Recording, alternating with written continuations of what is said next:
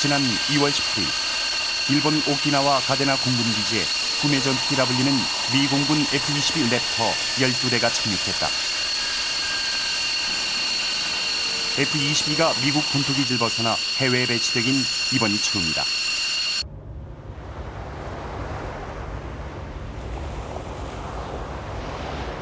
이후 석 달 동안 F-22는 일본 자위대와 실전을 염두에 둔 다양한 전술 훈련을 갖는다.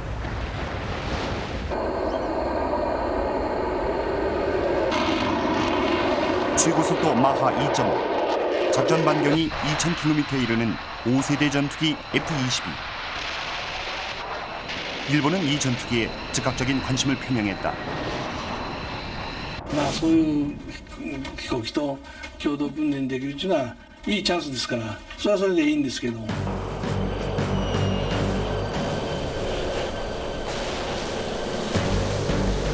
미 공군은 F-22 랩터의 일본 배치가 정례적인 미일 연합훈련의 성격이라고 밝혔지만 중국을 비롯한 주변국들의 시선은 곱지 않았다. 아무도 모르게 들어와 먼저 쏘고 사라지는 스텔스 F-22 랩터.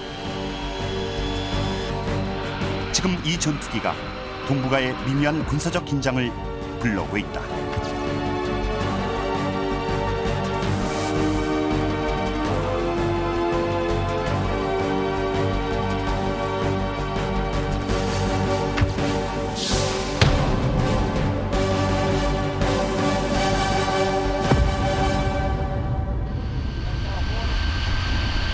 Concentrate on the center where you just tell me what the first is.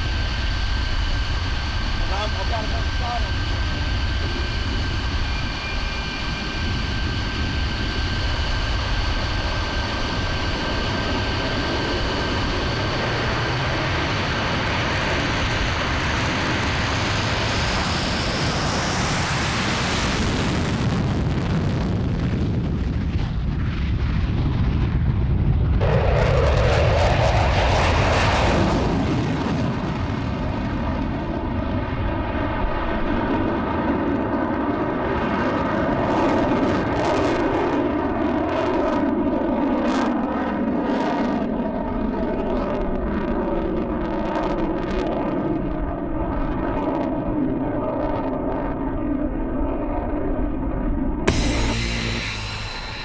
F-22는 인간이 타는 마지막 전투기로 불린다.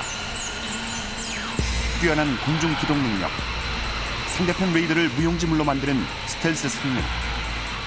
많은 전문가들은 F-22가 현대 항공기술의 장점을 보여주고 있다고 말한다.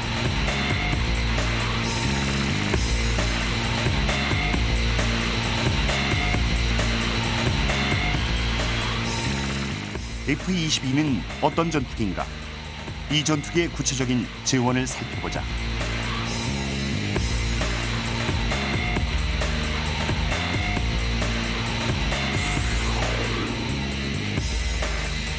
최대 속도 마하 2.42, 전투 행동 반경이 1,200km, 대당 가격은 2억에서 3억 달러, 우리 돈으로 2천억 원이 넘는다.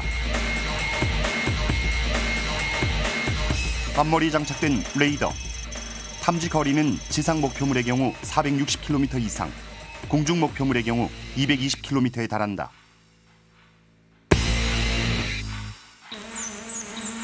미사일과 기관포를 비롯한 모든 무기는 내부에 탑재된다.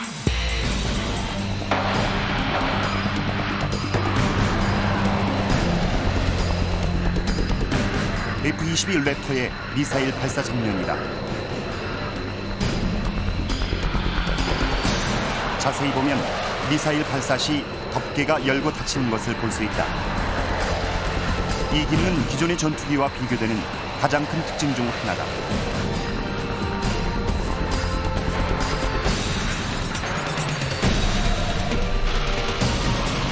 기관포도 내장돼 있음은 물론이다. As soon as you start putting weapons hanging on the outside of an aircraft, you wind up losing your stealth advantage over your threats, and it makes you very vulnerable. So these aircraft have the capability, if you're in a low-threat environment, to not only have internal weapons, but to put weapons on the outside as well to increase payload capability. But if you're hanging weapons on the outside, you're not a fifth generation fighter.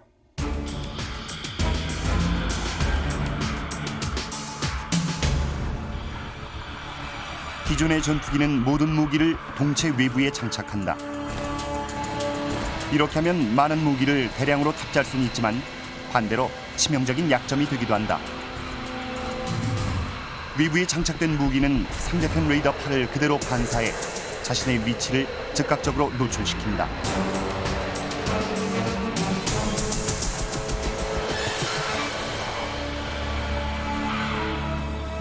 반면 F-22는 발사하는 순간을 제외하고는 전혀 무기를 노출시키지 않는다.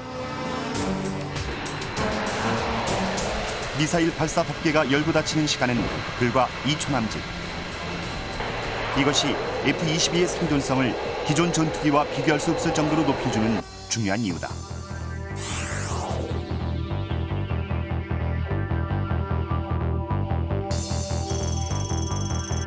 F-22 쌍발 엔진의 최대 추력은 35,000파운드, 약 18톤에 달한다. F-22의 엔진은 연기가 거의 발생하지 않도록 무연 기술을 적용했다. 이 기술은 6단계의 압축기, 1단계의 압축 터빈에서 나온다.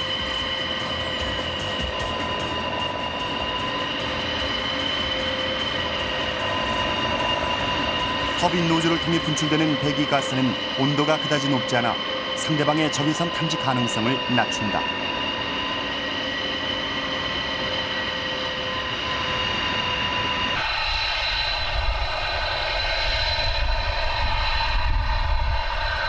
또한 F-22는 후부 연소기, 즉 애프터버너를 켜지 않은 상태에서 마하 1.5의 초음속 순항을 할 수 있다. 연료 소모를 줄이면서 빠른 시간 내에 목표 지점에 도달할 수 있는 것이다. 이것은 F-22의 전투 능력을 배가시킨다. And part of the characteristics and differentiation of these is, the stealth technology. And it has to do with the shaping of the aircraft. It has to do with materials on the edges of the aircraft. And it's designed that way for a reason. It's a lot of it's more to do with how you shape it, how you maybe hide the inlet of the aircraft from a radar that may be coming at it. 내부에 탑재된 무기, 적외선 탐지를 어렵게 하는 엔진.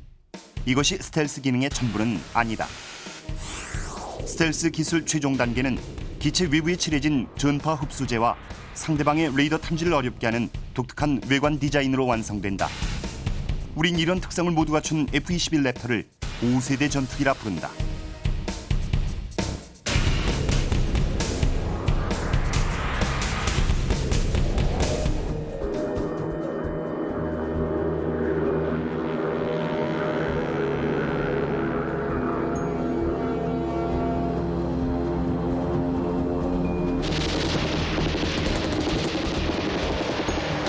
전투기의 세대는 어떻게 구분되는가?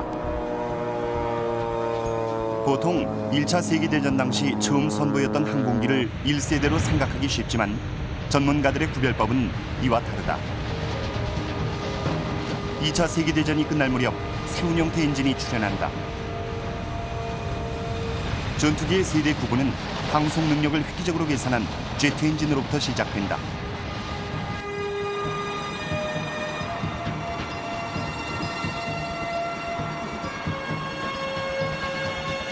최초의 1세대 전투기는 2차 대전 막바지 독일에서 등장한다. 프로펠러 대신 제트 엔진을 장착한 독일 공군의 메서슈미트 262는 항공기의 개념을 바꿔놨다. 그러나 이 전투기는 독일의 패전과 함께 역사 속으로 사라진다.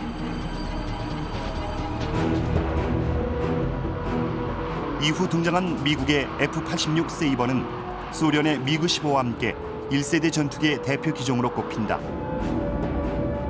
1950년에 발발한 한국전쟁은 1세대 전투기들의 각축장이었다.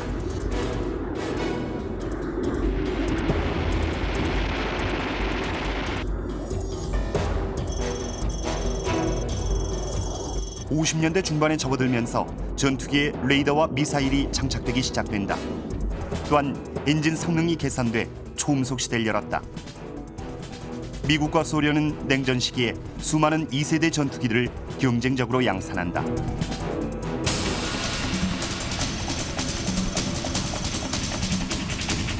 컴퓨터 기술의 발전과 함께 전투기에도 전자공학 기술이 도입된다. 이른바 다목적 전투기 시대로 불리는 3세대. 월남전에서 활약한 미국의 F4 팬텀과 소련의 미그 23, 25가 대표 기종으로 꼽힌다.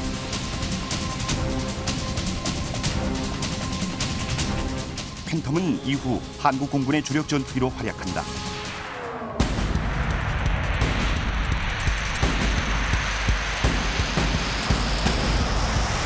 사 세대 전투기의 가장 큰 특징은 디지털 기술이 적용된 정밀 유도 무기의 탑재다.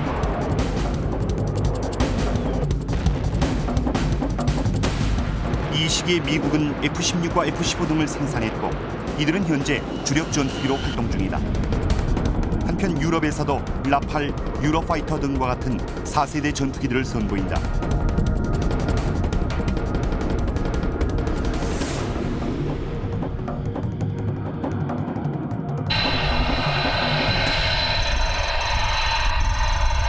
그리고 비로소 90년대 들어서 5세대 전투기가 등장한다.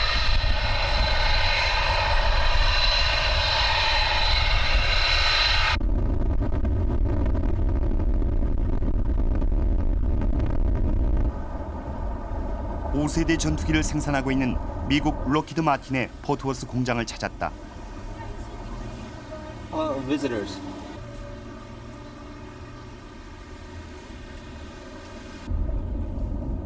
포트워스 공장은 단일 공장으론 세계 최대의 전투기 생산 기지다.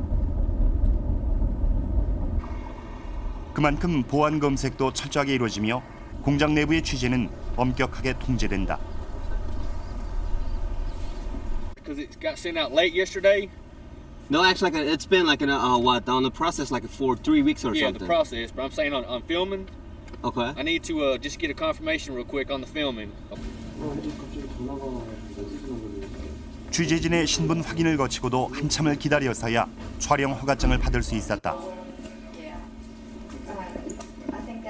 그리고 잠시 후 회사 홍보 담당자가 나와 공장 내부로 안내했다. The assembly line is about 1 mile long and a quarter of a mile wide, so it's very big. At one time, it was the biggest building in the world. Okay. 록히드 마틴은 1926년에 설립된 미국의 대표적인 군사 기업이다. 전체 직원 14만 명. 방위 산업 관련 연 매출액은 약 400억 달러로 이는 세계 최고 수준이다. 록히드 마틴은 지난 수십 년 동안 최첨단 무기를 생산해왔다.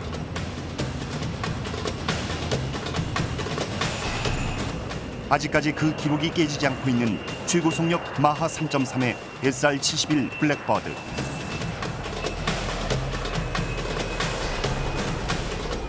냉전 시대의 명성을 떨친 초고속 정찰기 블랙버드는 록히드 마틴이 생산한 걸작 시리즈 중 하나다.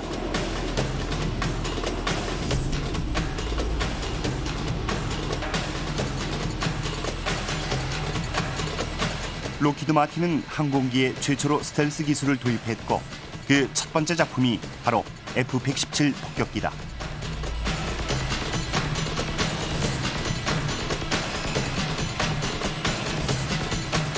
이후 계속 발전된 스텔스 기술이 F-22 랩터를 탄생시켰다.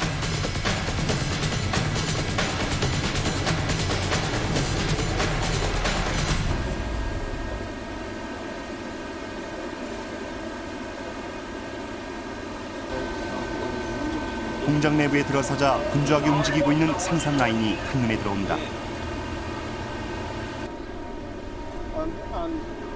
현재 이 공장에서 생산 중인 전투기는 F-22, F-35, F-16 세 개의 기종이다.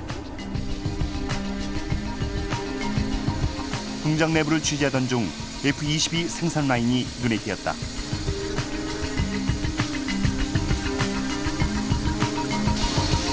그러자 공장 관계자는 급히 이동차의 방향을 돌렸다. They can, John. We're gonna drive by the wing area over there first. F-22 생산 라인 공개에 난색을 표한 공장 관계자는 대신 취재진을 다른 생산 현장으로 안내했다.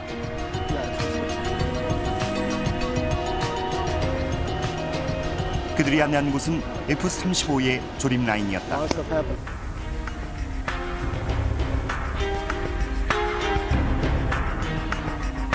F-35는 록히드 마틴이 생산하는 또 하나의 5세대 스텔스 전투기다.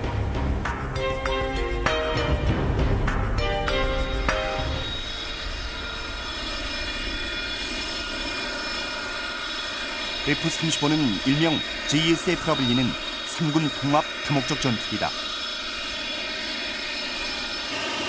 미 공군, 해군, 해병대가 함께 사용할 수 있도록 개발된 F-35의 가장 큰 특징은 수직이 착륙이 가능하다는 것이다. F-35는 F-22의 보급형이다. 엔진이 하나인 것을 제외하면 외형상으론 F-22와 거의 흡사하다.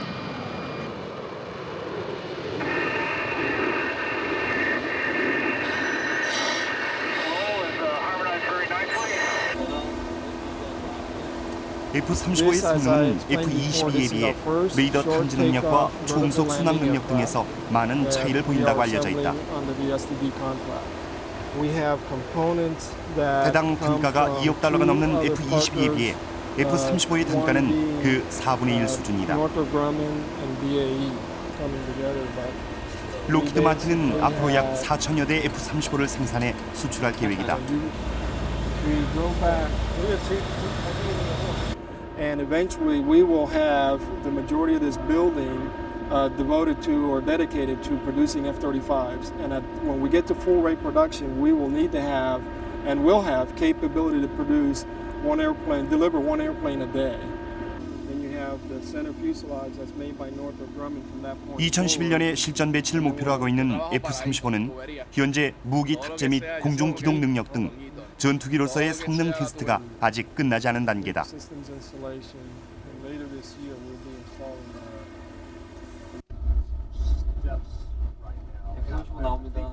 록히드 마틴 측은 성능 테스트 중인 F-35를 공개했다. 취재진에게 허락된 시간은 단 40분.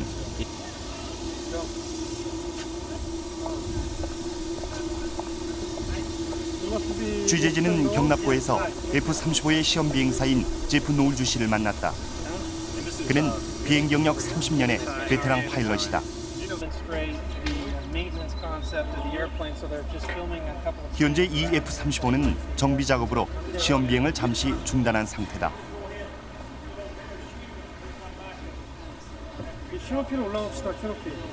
No closer than about this. This is why. It's a security requirement. What's security? Is it like a program? Is that like a 20? 촬영은 비행기로부터 6m 이상 떨어진 곳에서만 허용됐다. Open panels? Yep. We're in a F-35는 동체 길이 15.4m, 폭 10.9m로 전체적으로 F-22의 약 5분의 4 크기다. 취재진은 이곳에서 5세대 전투기의 일부 특성을 볼 수 있었다. F-35의 동체는 알루미늄보다 가볍고 강철보다 강하게 만들어진 복합 소재를 사용한다. 겉으로 보기에 단단한 플라스틱처럼 보이는 이 복합 소재는 비밀 유지를 위해 미국 내 공장에서만 생산된다고 한다. 총 6만 6천 개의 나사 조립을 끝내고 나면 마지막으로 전파 흡수제인 스텔스 물질을 바르게 된다. Well, there's definitely special coatings on the airplane to make it stealthy, and it's really something I can't discuss. It's not my specialty anyways. All I know is it works, but in terms of what specifically it is, I can't really comment on that. For security reasons. 스텔스 기술의 자세한 정보에 대한 언급을 피하면서도 제프 노울주 씨는 F-35가 아직까지 결점을 발견하지 못한 뛰어난 전투기라며 자랑한다. You know, I've been working on this airplane for 4 years and flying it a lot in the simulator, and it actually performed just like the simulator, I guess, which is a testament to our whole systems approach to the airplane and really the test and evaluation that's gone in before the airplane ever flew. but it performed spectacularly. I mean, it's just a tremendous amount of thrust. It took off and zoomed into the air, and I was chasing after it for the rest of the flight. 로키드 마틴은 보급형 전투기 F-35의 홍보엔 매우 적극적이었다.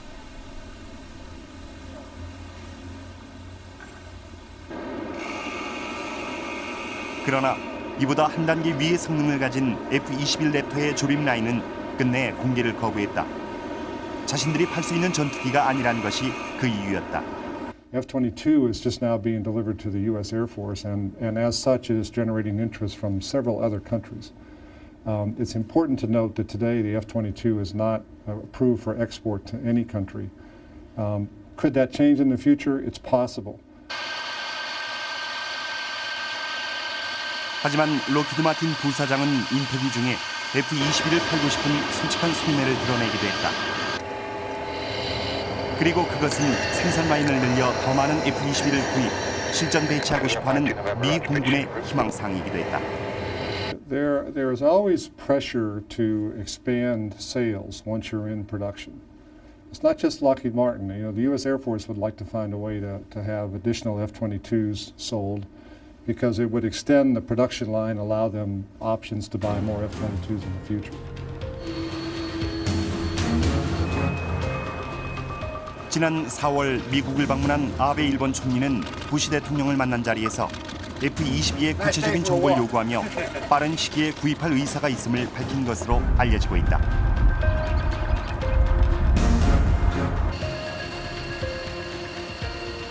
일본이 F-21을 구매하려는 표면적인 이유는 노후된 전투기들의 교체다. 현재 일본은 3세대 전투기 F-4 팬텀을 비롯 미국으로부터 구입한 지 30여 년이 지난 F-15급 전투기들을 다량 보유하고 있다. 이 전투기들을 F-22로 교체하려는 것이 일본의 계획이다. 일본 정부의 F-22 구매 의사에 대해 미 정부는 일단 긍정적인 신호를 보낸다.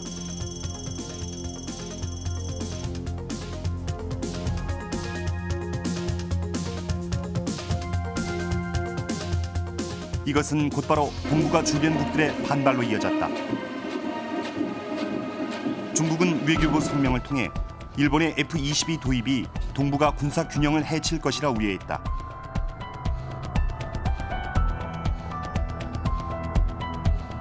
북한은 여기서 한 발 더 나아가 일본의 도입 의지를 전쟁의 신호로 받아들였다.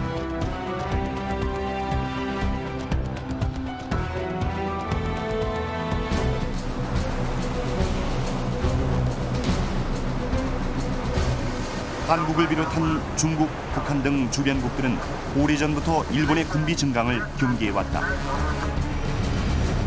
최근 일본은 7,700톤급 이지스함 한 척을 추가로 건조했고 3척을 건조 중이다.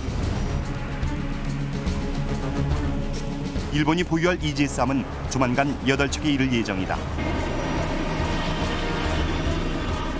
일본의 군대가 평화헌법에 기초한 자위대라고는 하지만 막강한 경제력이 뒷받침된 일본의 국방 예산은 자위대의 무장 능력을 날로 격상시키고 있다.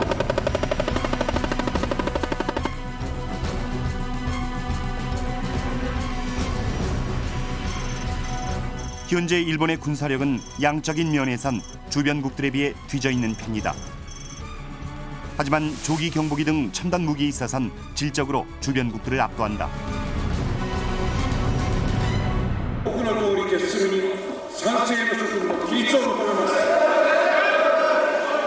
공교롭게도 F-21을 구매하겠다는 의사를 밝힌 뒤 채 한 달이 지나지 않아 일본 의회는 평화헌법 개정을 위한 국민투표법을 통과시켰다.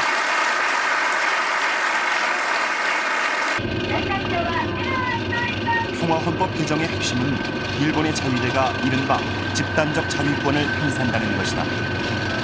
이것은 일본이 자신의 의지로 전쟁을 치를 수 있는 보통 국가가 되겠다는 것을 의미한다. 일본의 F-22 도입 의지를 이런 배경에서 해석하는 입장도 있다. F-22는 일본의 방위를 위한 장비가 아니라 공격용 무기란 것이 그 이유다. ですからこれは明らかに F-22 戦闘機の導入それ自体が現在の憲法に全く反するわけですね。つまり防衛のための装備ではなくて明らかに攻撃のための装備ですから、そうすると自衛隊がその専守防衛という名でやってきたことと全く違反するわけですから。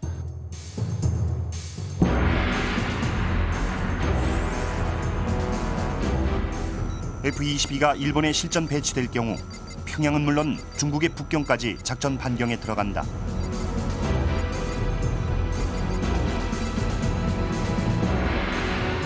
여기에 일본은 공중급유기까지 보유하고 있다.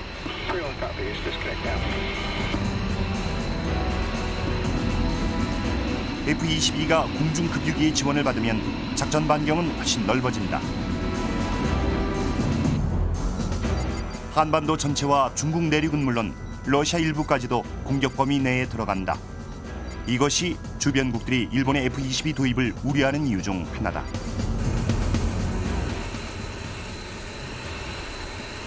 미 공군은 작년 알래스카 상공에서 F-22의 모의 공중전을 실시했다. F-22의 상대는 현재 미국의 주력 기종인 F-15, F-16, F-18 등이었다. 결과는 충격적이었다. 144대 0. 기존 전투기들은 미사일 한 번 제대로 쏴보지 못한 채 F-22의 먹잇감이 됐다. 레이더에 잡히지 않는 F-22의 스텔스 기능이 결정적인 이유였다. That the current generation fighters could not see the F-22 until it was in a position to kill them, and in fact had killed them. So, you know, obviously in a simulation like that where you have the aircraft flying, since it's U.S. against U.S., we're not shooting other aircraft down.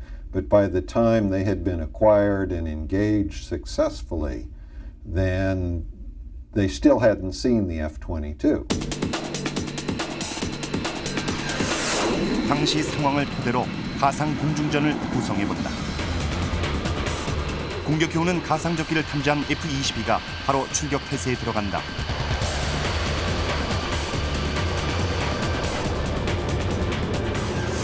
활주로를 떠난 F-22 레이더망에 적기가 포착된다. 그러나 상대기의 레이더엔 아무것도 잡히지 않는다. 적기가 사정권에 들자 공대공 미사일을 발사하는 F-22. 적기는 공중에서 F-22를 만나보지도 못한 채 격추당하고 만다.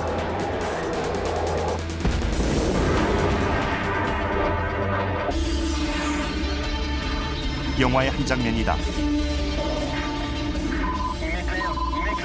기존 세대의 전투기들이 공중전을 벌이고 있다.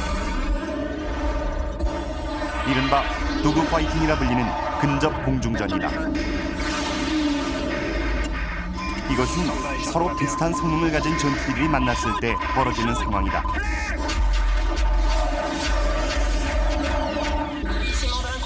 F-22의 등장으로 우린 앞으로 이런 장면을 영화에서나 볼 수 있을지도 모른다. 현대 공중전에 있어서는 과거에 수적인 것은 아무런 의미가 없습니다. 그래서 걸프전에서 이라크의 공군은 외국으로 이란으로 피신을 시킨다거나 아니면 지상에서 다 숨겨놓는다든가 하는 방법밖에는 사실 쓸 것이 없었거든요. 그렇기 때문에 오늘날 F-22로 대별되는 이 새로운 전투기는 분명히 기존의 각 국가가 보유하고 있는 전투기와 공중전을 벌인다면 압도적인 우세를 현재로서는 가질 수밖에 없습니다. 1991년 1차 걸프전은 당시 미국이 보유하고 있던 첨단 무기들의 퍼레이드장이었다.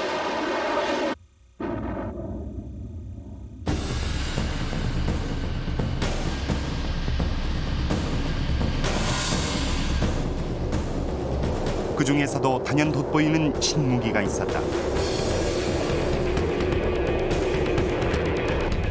레이더망을 피해 적진 깊숙이 침투한 이 폭격기는 이라크군의 주요 시설들을 순식간에 무력화시켰다.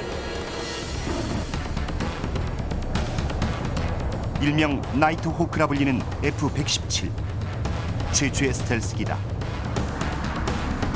이른바 보이지 않는 폭격기의 등장이었다.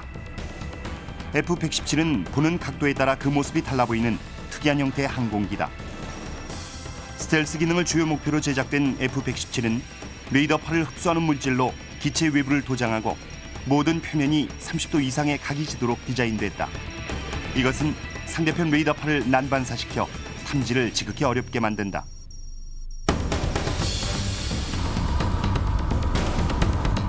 레이더에 포착되지 않고 격추되지 않는다는 스텔스기. 그러나 그 신화는 오래가지 않았다. 코소보 내전에 참전한 F-117 한 기가 재래식 무기에 격추당한 것이다. 어떻게 이런 일이 가능했을까? 이에 대해서는 대체로 당시 기술의 한계를 드러냈다는 지적이 우세하다. This was subsonic, didn't have 9G-like capability. Really, we could only fly it survivably at night. And so there was a requirement to go well beyond that and have 24 hours a day survivable fighter aircraft. And because of the technology, if you notice the stealth aircraft, we have these long flat surfaces on the F-117. That was where we were in first generation stealth. We couldn't make an aircraft with actually good maneuver performance. 나이트 호크의 격추는 최강의 공군력을 자랑하던 미국의 자존심에 치명적인 상처를 입혔다. 이 사건은 이미 80년대에 진행돼 결실을 맺기 시작한 ATF 프로그램, 즉 최첨단 전투기 개발 사업에 미국이 더욱 의존하게 하는 계기가 됐다. 이 프로그램은 어떠한 비용과 시간이 들더라도 최고의 전투기를 만들자는 목표로 시작된 사업이다. 이것이 F-21 랩터가 탄생하게 된 배경이다. It was intended to replace the F-15s, but in doing so to take advantage of new technologies that the U.S. had developed to be far more stealthy. Part of the problem we were facing was a difficulty with air defenses that were developing and also with potentially next-generation fighter aircraft.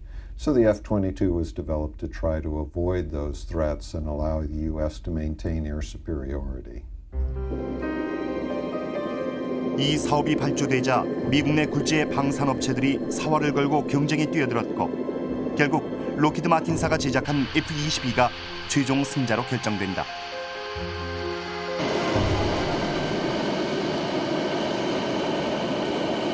15년 가까이 진행된 개발 과정을 통해 마침내 첫 손을 보인 F-22의 시험 비행.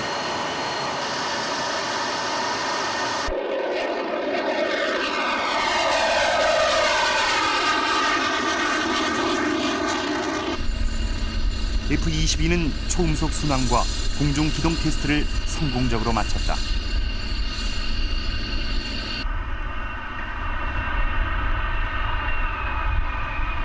이른바 5세대 전투기의 등장을 알리는 순간이었다.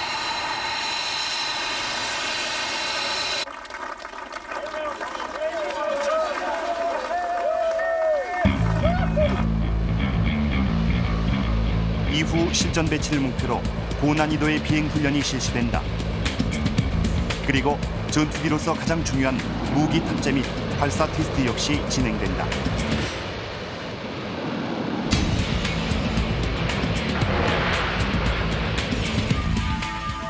이 모든 과정을 마친 F-22는 공식적으로 미 공군 차세대 전투기로 인정받고 양산 체제에 들어간다.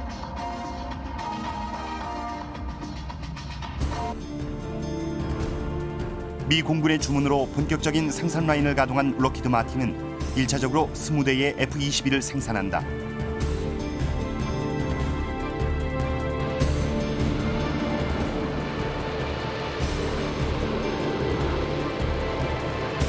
(2005년 12월) 록히드 마틴 포트워스 공장을 떠난 20대의 F-22는 버지니아 랭리 공군기지로 향한다.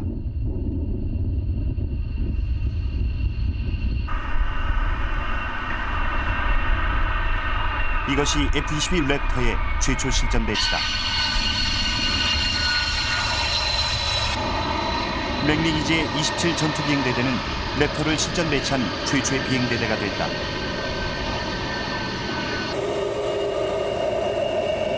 F-22는 미 공군만을 위해 생산된 전략 무기다. 통상적으로 미국은 기술 유출 방지와 군사력의 우위를 확보하기 위해 전략 무기의 수출을 특정 기간 동안 금지해왔다. F-22의 경우도 마찬가지다. 미 의회는 오베이 법안을 통해 F-22의 해외 수출을 2015년까지 금지했다.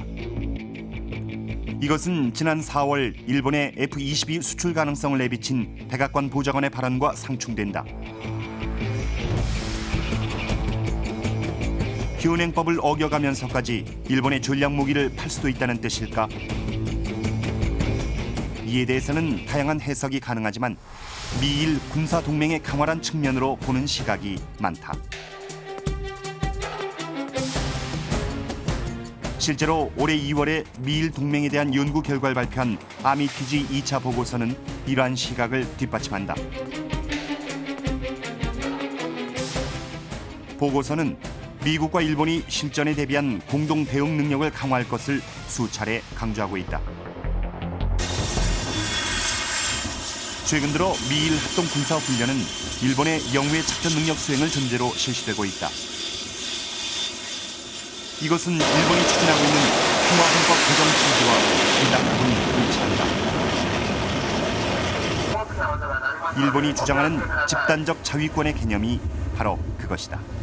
集団的自衛権というのは例えば日本を守るときにアメリカの艦船がと日本の艦船が共同の行動をしているとアメリカの艦船が攻撃を受けたときに日本の艦船が攻撃を受けていないときに日本はアメリカを助けることができるかどうかあるいはアメリカに飛んでいくか日本に飛んでくるのかわからない弾道ミサイルそれを初めの段階で落とさなければならないその時に初めの段階で落とすには今の集団的自衛権の解釈を変えなければならないという問題ですね。 또한 보고서는 F-22와 관련한 중요한 사항을 언급하고 있다. 미국이 빠른 시간 내에 F-22를 일본에 배치하거나 제공해야 한다는 것이다.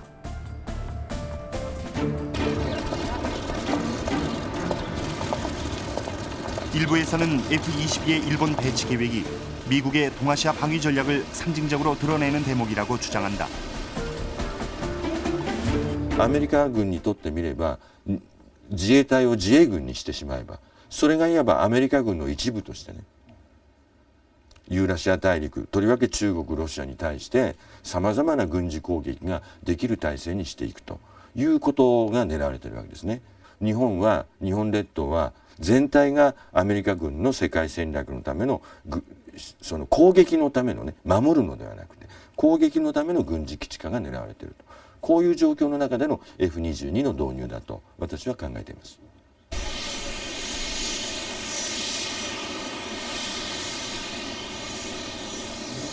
지난 6월 18일 프랑스 파리 교외 르브르제 공항에서 열린 파리 에어쇼.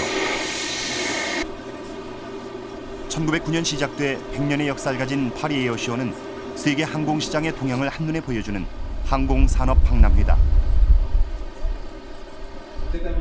41개국의 항공기 제작업체가 참여, 민간 항공기는 물론 헬기, 전투기 등 최신 항공기 200여 대가 직접 시험 비행을 펼치며 항공기의 성능을 선보이는 자리다.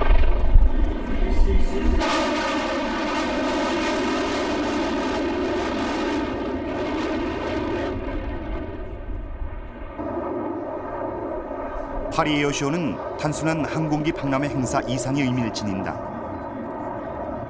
세계 각국에서 온 군 관계자들에게 전투기의 성능을 직접 눈으로 확인시키며 판매하는 치열한 무기거래 장이기도 하다.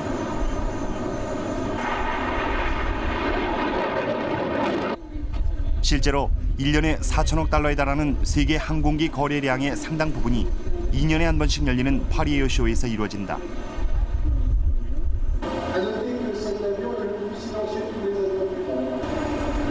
따라서 이 행사는 민간에게 공개되는 축제 장이기 전에 세계 각국의 군 고위 인사, 군수업체 관계자, 무기 로비스트들이 한자리에 모이는 방위산업 홍보의 장이다. 또한 군수업체로서는 사활이 걸린 치열한 판매 각축장이다.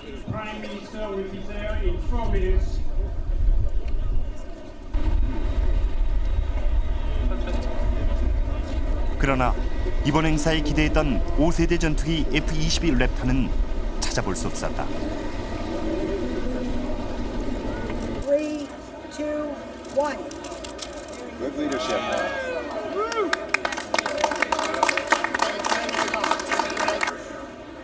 We salute all of the exhibitors. 파리 에어쇼 미국 홍보관 개소식.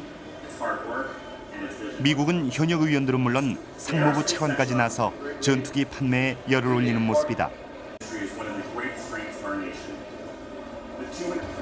This year, President Bush has provided $3.3 billion in his budget for continued development and purchase of 14 new aircraft.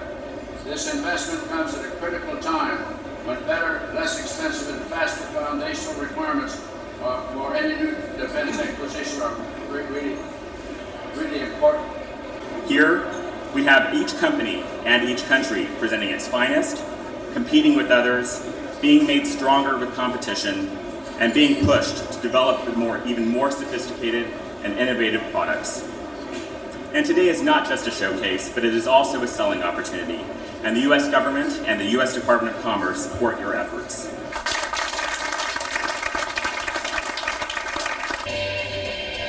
록히드 마틴은 별도의 홍보 행사를 통해 F-22 대신 보급형인 F-35의 홍보에 적극 나섰다. 해외 언론들은 5세대 스텔스 전투기에 각별한 관심을 보였다.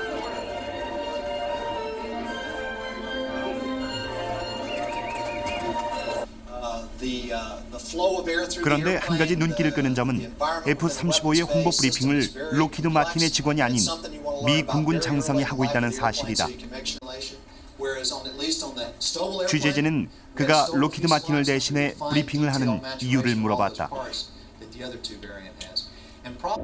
No, they were actually briefing for me.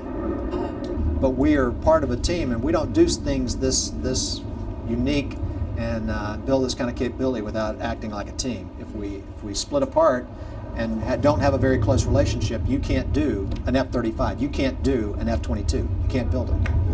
For our 9 partner nations and 13 services and all the other countries, it'll eventually be. 또 그는 놀랍게도 취재진과의 인터뷰에서 한국, 일본 등 동맹국들은 반드시 F-35를 사야 할 것이라고 단언했다. Just to give you an idea, this is some of the most. You cannot buy an F-22 now. You could buy an F-35 now. There's nothing wrong with that. They should buy F-35s. It's a great airplane. They should. Yeah. 이 같은 발언을 어떻게 이해해야 할까? 이것은 F-22 개발에 막대한 투자 비용을 쏟아부은 록히드 마틴의 상황과 무관하지 않다.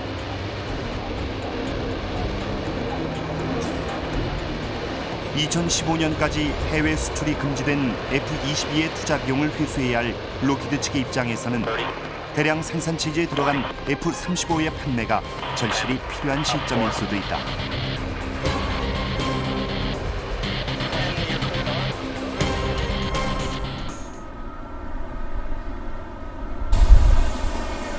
취재팀은 뉴욕에서 미국의 무기 개발과 수출 전략을 연구하는 무기거래 자료센터 소장인 윌리엄 하퉁 씨를 만났다. 그는 군수업체 이익을 극대화시키면서 최신 무기의 기술 유출을 가급적 늦추려는 미국의 무기거래 전략을 크게 2가지 측면에서 얘기한다. And so that's sort of their reason for pushing it, and then they could also reserve the best technology for the United States. So they have sort of 2 different strategies. One would be sell the F-22 and create sort of an arms race and get many sales for that. But the difficulties of that is it's so expensive. Some countries might choose not to buy it. Whereas the F-35, they're hoping will be cheaper, and if it's more affordable, they hope they can get many, many more sales to a larger group of countries. 최신형 전투기와 보급형 전투기를 비슷한 시기에 개발해 보급형을 먼저 수출한 후 최신 무기의 판매를 유도하는 방식은 전형적인 미국의 무기 수출 전략이다. 대표적인 사례가 F-15의 보급형인 F-16을 먼저 팔고 F-15를 나중에 제공한 경우다.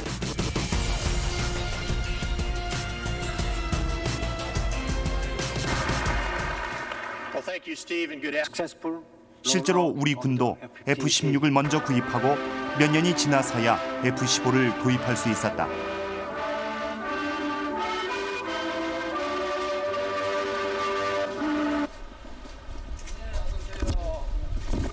이런 미국의 전략을 또 다른 곳에서 확인할 수 있었다. 우리 공군의 차세대 전투기 사업인 FX 사업의 평가단장을 맡았던 예비역 공군대령 조주형 씨는 과거 경험을 얘기한다. 미국 입장에서는 미국이 갖고 있는 무기들을 차례차례 팔아야 되는 거예요. 그래서 우리가 신무기를 사려고 해도 신무기 이전에 이거부터 사라 하는 경우가 많습니다. 당장 F-22를 우리가 사면 F-35는 안 사거든요. 그러니까 F-35부터 사라 하는 요구가 있을 수 있다는 거예요.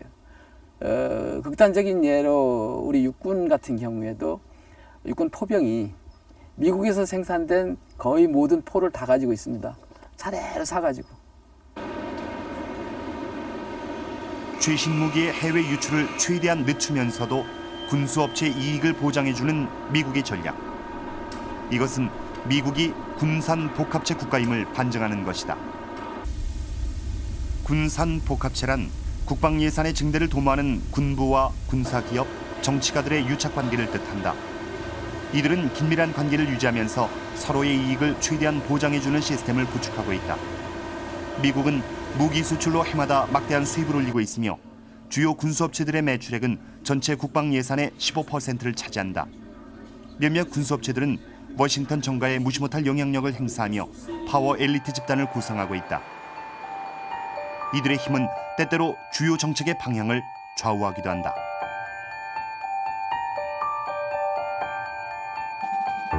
The Bush administration first came to power, about 32 major executives from military companies went into high positions in the Bush administration. And then also hundreds will leave the Bush administration and work for the companies. So for example, the head of procurement under Donald Rumsfeld resigned, and the next day he went on the board of directors of Lockheed Martin. 최근 들어 미국은 당초 입장을 바꿔 일본에게 F-35 구매를 권하고 있다. F-22 수출 가능성을 최초로 언급했던 백악관 보좌관은 얼마 후 말을 바꿨으며 뒤이어 미 국방부 조달 담당 차관도 위신과 인터뷰에서 일본이 F-35 구매를 고려해야 할 것이라고 말했다.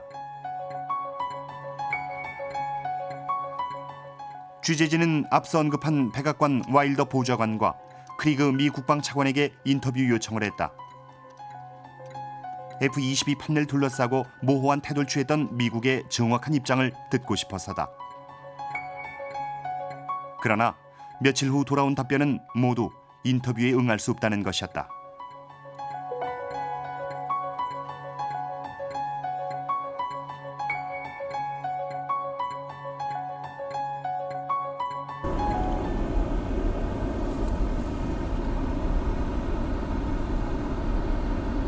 취재진은 다시 미 국방부 공보 담당자를 만나 얘기해봤지만 역시 비슷한 얘기를 반복할 뿐이었다.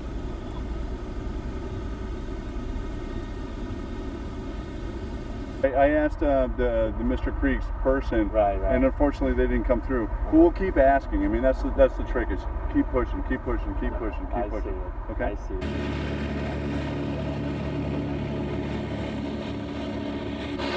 최근 일본은 F-22의 도입이 성사되지 않을 경우 F-35를 차선책으로 고려하고 있는 것으로 전해지고 있다.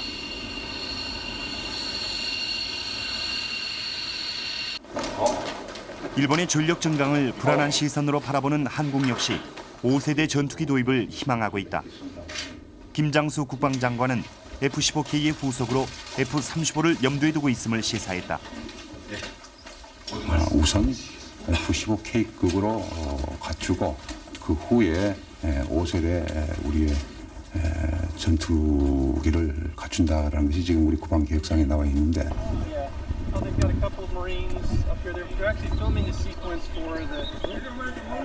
한국이 F-35의 도입을 추진 중이란 사실은 취재진이 만난 록히드 마틴 관계자의 인터뷰를 통해서도 확인할 수 있었다. Lockheed Martin is very interested in and South Korea being part of the 5th generation Air Force, not staying part of the 4th generation Air Force, which is what an early decision on F-15 would be. Because right now, the briefings are done from a U.S. government perspective to the government of South Korea. The contractor team will support those briefings when they're given. And in fact, personally, I will be going to South Korea probably later this year because of the interest that's now being expressed in the F-35 program. 일본의 F-22 도입 가능성으로 시작된 동북아 주변국들의 5세대 전투기 구매 경쟁은 이 지역의 미미한 군사적 긴장을 불러일으키고 있다. 미국은 파리 에어쇼에 5세대 전투기를 선보이지 않았지만 취재진은 미국 홍보관 앞에서 F-22에 관심을 보이는 일본의 군 관계자들을 여럿 볼 수 있었다. 그들은 최신 무기의 도입이 자국 안보를 위한 당연한 선택이라고 말한다. Mais donc votre pays aussi, la Chine aussi, d'autres pays asiatiques, d'essayer d'améliorer de la capacité de la défense aérienne, de la capacité de la force aérienne, n'est-ce pas?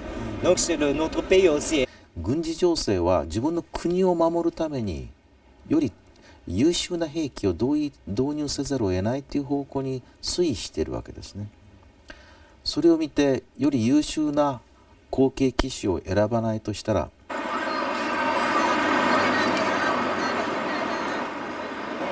중국은 5세대 스텔스 전투기를 도입하려는 일본의 이러한 움직임이 자국 방어의 선을 넘어서는 것으로 보고 있다.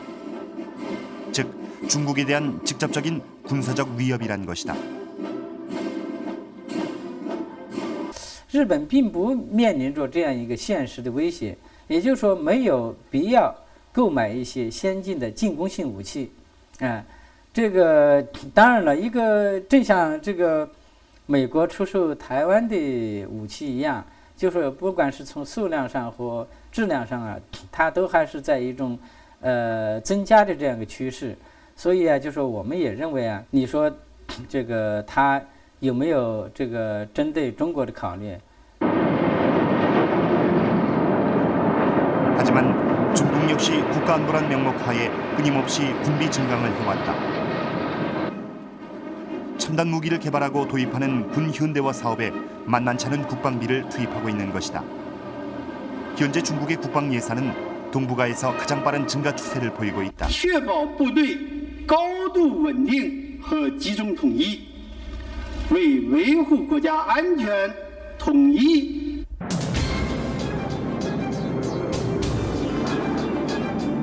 일본의 5세대 전투기 도입 의사는 중국의 군비 증강을 가속화시킬 것으로 전망된다. 이미 위성 요격용 탄도미사일 발사에 성공한 중국은 전투기에 있어서도 현재 보유하고 있는 젠10을 넘어서 미국의 5세대 스텔스기에 필적하는 항공기 개발에 박차를 가하고 있다.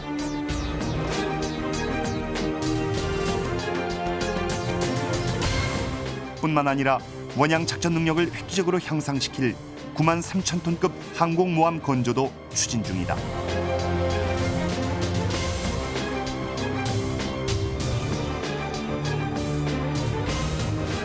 The idea that there's sort of this balance of power that will keep the peace if the U.S. sells more weapons doesn't really play out in practice because it makes China feel more insecure. Then when China buys more weapons, the U.S. will sell to its allies, and it's really an arms race. And it might be just a way to make money, but also there's a danger that it will slip over into conflict. And so it's a very risky strategy, but the risk is really being taken by the countries in East Asia more than by the United States.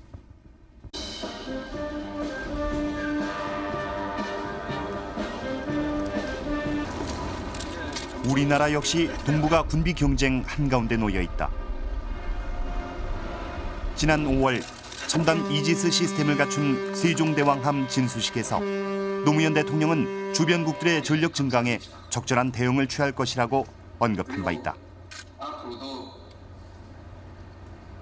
정말 이 좋은 배가 우리에게 필요한 거냐?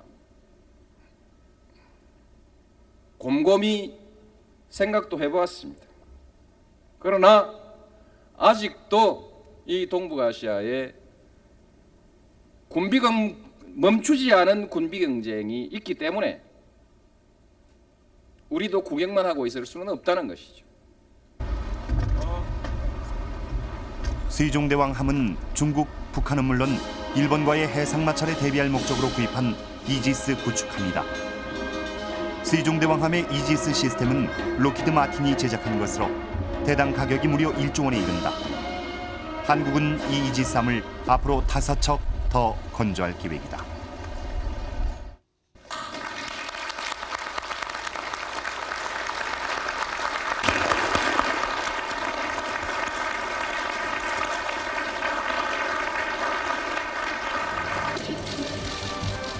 한편에서는 육자회담을 통한 평화 질서 구축을 외치며 다른 한편에서는 서로를 향한 칼날을 세우는 모순이 공존하는 동북아. 혹자는 동북아에 불붙고 있는 군비 경쟁을 신냉전 체제에 비유하기도 한다.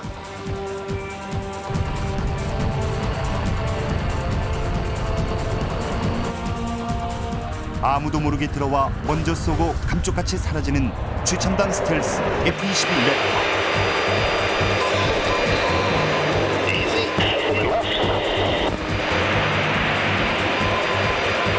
F-22는 동북아 군비 경쟁의 또 다른 신호탄이 되고 있다.